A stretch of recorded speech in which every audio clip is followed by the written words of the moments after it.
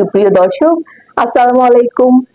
রূপসী বাংলা টেলিভিশনের নিয়মিত আয়োজন দুর্নীতিমুক্ত বাংলাদেশ চাই এই আলোচনা সভায় আপনাদের সাথে আছি আমি ইমোজা নগরিকা এবং আমার সাথে আছেন রূপসী বাংলা টেলিভিশনের প্রধান উপদেষ্টা আলিনিয়া মুসা। স্যার কেমন আছেন? আমি ভালো আছি আলহামদুলিল্লাহ, তুমি কেমন আছো? জি ভালো। রূপসী বাংলা টেলিভিশনে তোমার এই প্রথম আগমনকে আমি স্বাগত জানাচ্ছি। ধন্যবাদ স্যার। স্যার আপনি তো দুর্নীতি বিরোধী সামাজিক আন্দোলনের আহ্বায়ক এবং 1986 সাল থেকে কাজ করে আসছেন এবং 2024-এও ছাত্র জনতার পক্ষে ছিলেন। স্যার, দুর্নীতি কিভাবে রোধ করা যায় সেই বিষয়ে আমি পরে আসবো। আপনার কাছে আমার প্রথম প্রশ্ন, এই 16 বছরে বাংলাদেশে যে পরিমাণ দুর্নীতি হয়েছে এবং অর্থ পাচার হয়েছে সেগুলো কিভাবে ফিরিয়ে আনা যায় এবং কতটা জরুরি বলে আপনি মনে করেন? ধন্যবাদ নবনীতা তোমাকে একটি সুন্দর প্রশ্ন করার জন্য। শুধু 16 বছরে কেন, স্বাধীনতা প্রাপ্তির পর থেকেই অর্থাৎ 1972 সাল থেকেই 2024 সাল পর্যন্ত যত দুর্নীতি হয়েছে বা যত টাকা এদেশ থেকে পাচার হয়েছে সেই টাকাগুলো যদি প্রতিটি সরকার, আমি দেখেছি, আমি তো মুক্তিযুদ্ধ দেখেছি, আবার 5ই আগস্ট বিপ্লবও দেখলাম, এর আগে 90-র গণ অভ্যুত্থান দেখেছি, তিনটি সরকারই দেখেছি, এরশাদ সরকার দেখেছি, খালেদা জিয়া সরকার দেখেছি, আবার শেখ হাসিনা সরকার দেখেছি এবং সামরিক শাসিত সরকার বলতে যা বোঝায় সেটাকেও দেখেছি। কিন্তু আমার ব্যক্তিগত অভিজ্ঞতা থেকে বা আমার দেখা থেকে আমি এই যে 1986 সালে দুর্নীতি মাদক সন্ত্রাস বিরোধী যে সামাজিক আন্দোলন শুরু করেছিলাম আমরা ঢাকা বিশ্ববিদ্যালয় থেকে, ঢাকা ইউনিভার্সিটি অ্যালামনাই নিউজের আমি সম্পাদক, সেই ঢাকা ইউনিভার্সিটি অ্যালামনাই নিউজের উদ্যোগে কিন্তু আমরা 1986 সালে ঢাকা ইউনিভার্সিটির শিক্ষার্থীদেরকে নিয়ে শুরু করেছিলাম, কমিটি করেছিলাম, স্টুডেন্টস এন্টি স্মোকিং কমিটি সাস্ক, যেটা জাতিসংঘ স্বীকৃত। তারপরে আমরা সাস্কের চেতনায় উদ্বুদ্ধ হয়ে এই তামাক বিরোধী মাদক বিরোধী সংগঠন আধুনিক করলাম, জাতীয় অধ্যাপক ডাক্তার নুরুল ইসলাম স্যারকে সভাপতি করে। সেই থেকে তারই ধারাবাহিকতায় এই যে দুর্নীতি বিরোধী আজকে যে একটা জাগরণ ঘটেছে, তোমার জানা মতে, আমাদের সবার জানা মতে 25শে নভেম্বর যে আমরা একটা প্রথম জাতীয় সম্মেলন করলাম বা করতে পারলাম, আমরা মনে করি যে এটি একটি মাইল ফলক, যাত্রা শুরু হলো। আগামীতে যে প্রশ্নটা করেছো যে সরকার যদি আমাদের এই জাগরণের কারণে বা জনগণের ইচ্ছার প্রতিফলনে, দুর্নীতি হয়েছে লক্ষ লক্ষ কোটি টাকা, লক্ষ লক্ষ হাজার কোটি টাকা, যে টাকা উদ্ধার করতে পারলে আমার মনে হয় 1 যুগ 12 বছর আমরা জাতীয় বাজেট নিশ্চিতভাবে করতে পারবো, মানে আমাদের টাকার অভাব হবে না। কিন্তু আমরা কি দেখলাম, এত বড় একটা বিপ্লব ঘটার পরও 3 মাস 3.5 মাস হতে চললো, সেই এত দুর্নীতিবাদ যারা প্রধানমন্ত্রী সহ সব মন্ত্রী সব এমপি পালিয়ে গেল এবং শত শত হাজার হাজার দুর্নীতিবাদ, শিল্পপতি, ব্যবসায়ী, সাংবাদিকও আছে, দেখতে পারলাম যারা আছে, পুলিশ, আমলা, সচিব, DC, SP, OC, SI, peon. সাবেক প্রধানমন্ত্রী বলছে যে আমার পিয়নও 400 কোটি টাকার মালিক। তাহলে একজন পিয়ন, আমি এই রূপসী বাংলা টেলিভিশনেই বলেছিলাম 16 জুলাই বা 17 জুলাইতে যে প্রধানমন্ত্রী আপনার পিয়ন যেখানে 400 কোটি টাকা লুটপাট করেছে, দুর্নীতি করেছে আপনি নিজে বলছেন, তাহলে আপনার মন্ত্রীরা, আপনার এমপিরা, আপনার সচিবরা, আপনার পুলিশরা, আপনার সরকারি কর্মচারীরা বা শিল্পপতিরা কি পরিমাণ টাকা লুটপাট করেছে আপনি নিজেই বলুন। যাই হোক, বিপ্লবের পরে তো আমরা সেটা দেখতে পারলাম, যাদের নাম আসলো বা যারা পালিয়ে গেল তারা তো সবাই দুর্নীতিবাজ। তাহলে যদি 5000 দুর্নীতিবাজও থাকে, সেখান থেকে যদি 500 দুর্নীতিবাজ, ঈদের পক্ষে যদি 5 জন বড় দুর্নীতিবাজকেও ধরে এনে তাদের সম্পত্তি বাজেয়াপ্ত করে প্রকাশ্যে বিচার করতে পারতেন এই সরকার, এই অন্তর্বর্তীকালীন সরকার, তাহলে বাকি সবগুলোই জন্য একটা মেসেজ বা একটা সংবাদ হয়ে যেত যে না, আমাদেরকে ধরা হবে। ধরা যে হবে তা না, আজ হোক কাল হোক তাদেরকে ধরা করতেই হবে। দুদক আছে, দুদকের কোনো তেমন কার্যকারিতা ছিল না। আমি দুর্নীতি প্রতিরোধ কমিটির সহসভাপতি দুদকের, আমাদের 504টে কমিটি আছে, কিন্তু দেখা গেল যে আমাদের কাজ কি, এই কমিটিগুলোর কাজ শুধু স্কুল কলেজ পর্যায়ে রচনা প্রতিযোগিতার আহ্বান করা, বিতর্কে আহ্বান করা, সেখানে বিচারক হিসাবে আমাকেও রাখা হয়, আমিও থেকেছি, দেখেছি। তারা আমাদের চাইতে বেশি জানে দেশে কি পরিমাণ দুর্নীতি হচ্ছে, কে দুর্নীতি করছে। আমরা তো লজ্জায় পড়ে যাই, আমরা বিচারক হয়ে, দুদকের পক্ষ থেকে সেই সব অনুষ্ঠানের বিচারক হয়ে আমরা নিজেরাই নিজেদেরকে মানে আমরা লজ্জিত হয়ে যাই, আমাদেরকে অভিযুক্ত মনে হয় যে ওরা যা জানে, ওরা যে প্রতিকারের কথা বলে আমরা তো সেটা পারি না। তো সে প্রেক্ষাপটে তুমি যে বলেছো যে এটা প্রতিকার করার জন্য কি করা উচিত, সেক্ষেত্রে আমি মনে করি আমি যদি সরকারের নীতি নির্ধারণে থাকতাম বা আমরা যে কথাগুলো বলে থাকি সেটা হলো দেশে 5 কোটি শিক্ষার্থী আছে, তরুণ যুবক আছে, এদেরকে কাজে লাগাতে হবে। খণ্ডকালীন চাকরি দিয়েই হোক বা স্বেচ্ছাসেবী হিসেবেই হোক, প্রতিটি মার্কেটে যেতে হবে। সিন্ডিকেট আছে, সিন্ডিকেট যতই থাক, যদি পুলিশ, র্যাব বা দুদকের লোক নিয়ে বা গোয়েন্দা সংস্থার লোক নিয়ে প্রতিটি বাজারে, পথে ঘাটে, মাঠে যদি এই 5 জন 7 জন করে বা টিম করে তারা থাকবে, তারা গিয়ে নিজেরা শনাক্ত করবে, ধরবে যে কারা মজুত করতেছে, কারা এই এলাকার দুর্নীতিবাজ আছে, তাদেরকে মিডিয়াতে তুলে ধরবে, সরকারের কাছে রিপোর্ট করবে। এইভাবে 1 মাস যদি নিয়মিত 5 লাখ শিক্ষার্থী তরুণকেও কাজে লাগানো যায়, আমার মনে হয় 80% দুর্নীতি কমে যাবে।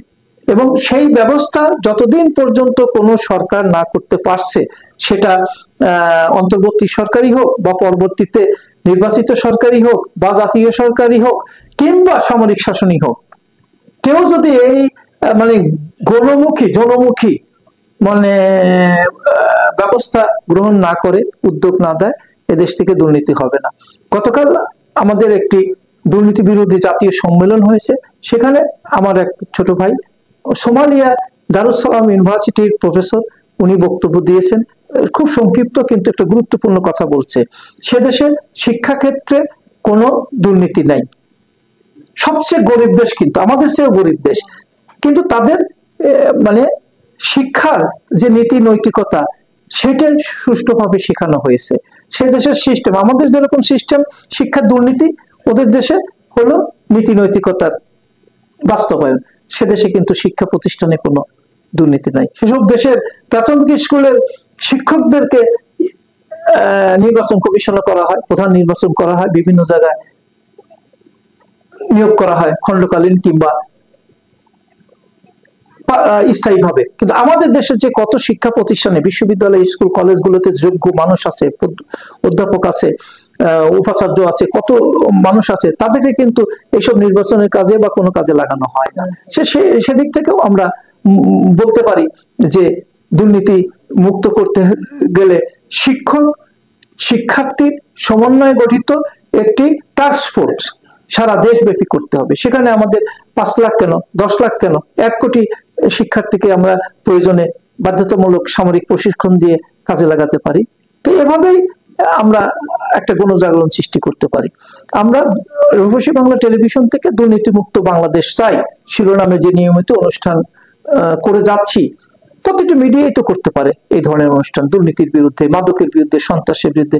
কি দেখি আমরা, কি সেভাবে দেখতে পাচ্ছি? স্যার, আমাদের দেশে আর যেন দুর্নীতি এবং অর্থ পাচার না হয়, সেজন্য অন্তর্বর্তীকালীন সরকার এবং দুর্নীতি বিরোধী যে সংগঠনগুলি কাজ করছে, তাদের কি ভূমিকা রাখা উচিত? দুর্নীতি বিরোধী সংগঠন বলতে সরকারি প্রতিষ্ঠানগুলো আছে, সেটা হলো দুদক, র্যাব, এনএসআই, এসবি, ডিজিএফআই। যদিও ডিজিএফআই একটা সামরিক গোয়েন্দা সংস্থা, তবু এদেরকে কাজে লাগাতে হবে। আমরা আগস্টের বিপ্লবে কি দেখলাম?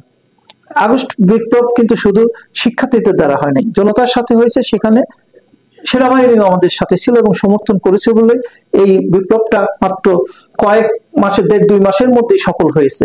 সেনাবাহিনী যদি সমর্থন না দিত, তাহলে এটাকে আমরা এত সহজে আমাদের বিজয় অর্জন করতে পারতাম না।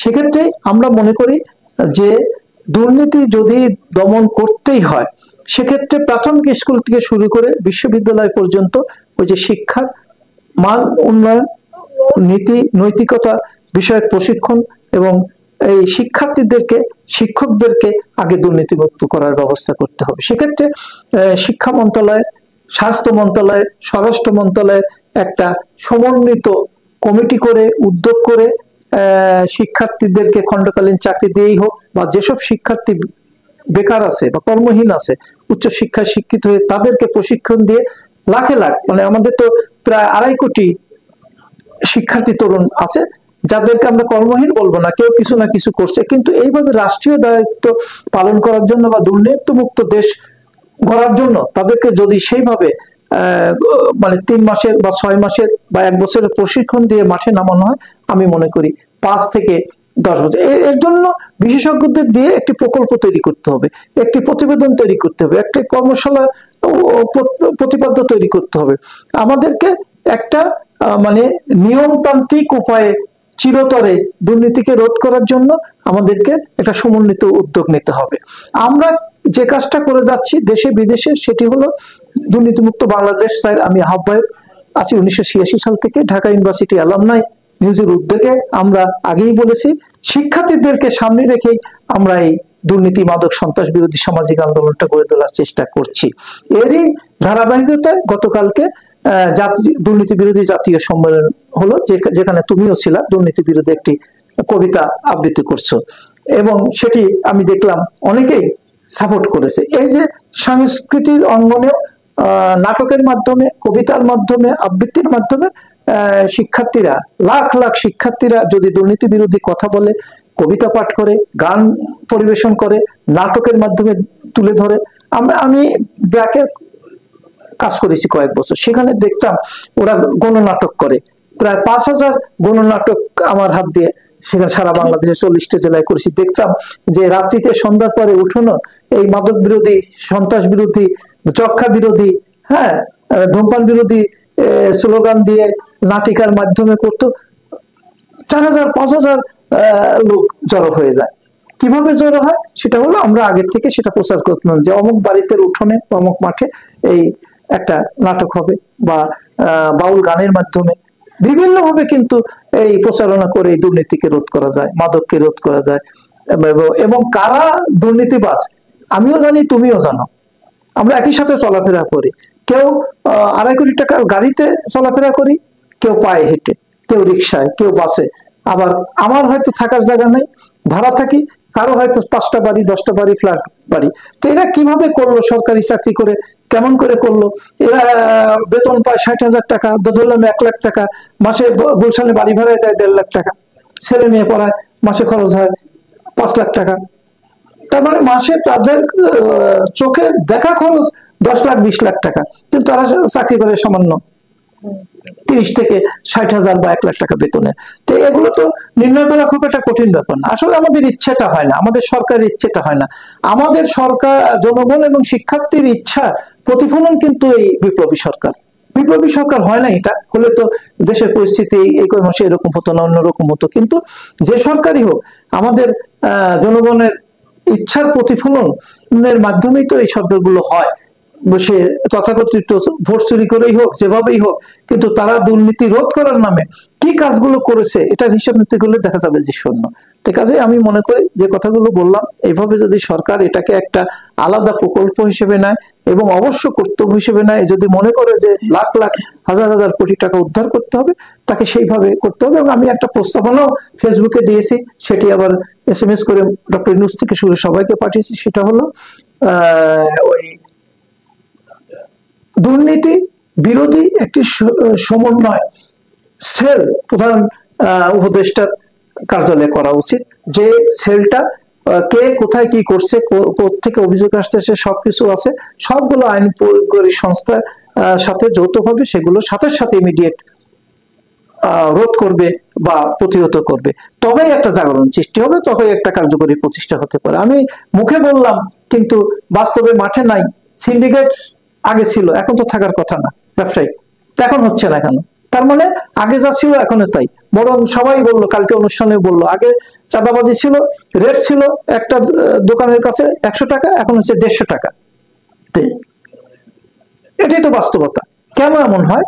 এই শিক্ষার্থীরা যেমন বিপ্লব ঘটাতে পারে, এই শিক্ষার্থীদেরকে কাজে লাগাতে হবে। এই আমার রূপসী বাংলা টেলিভিশনে একজন সমন্বয়ক বা শিক্ষার্থী বক্তব্য বলে গেছে, স্যার আপনি যেভাবে কাজ করে যাচ্ছেন দীর্ঘকাল, এইভাবে যদি আমাদেরকে গাইড করে আমাদেরকে কাজে লাগানোর কথা সবাই ভাবতো বা সরকার ভাবতো, তাহলে দেশের পরিস্থিতি এরকম হয় না। উনি বললেন যে আমাদেরকে টাকা পয়সাও দিতে হবে না, যদি প্রশিক্ষণের ব্যবস্থা করে সামরিক বাহিনী, আমরা 10 লাখ 20 লাখ দিয়ে এমনি হাজির হব, প্রশিক্ষণ নিয়ে আসবো।